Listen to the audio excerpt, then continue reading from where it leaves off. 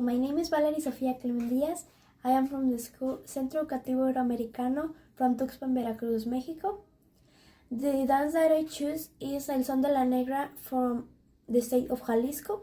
The reason that I present this dance is because it's one of the most representative dances in Mexico, and also is transmitted generation to generation in my family. Thank you.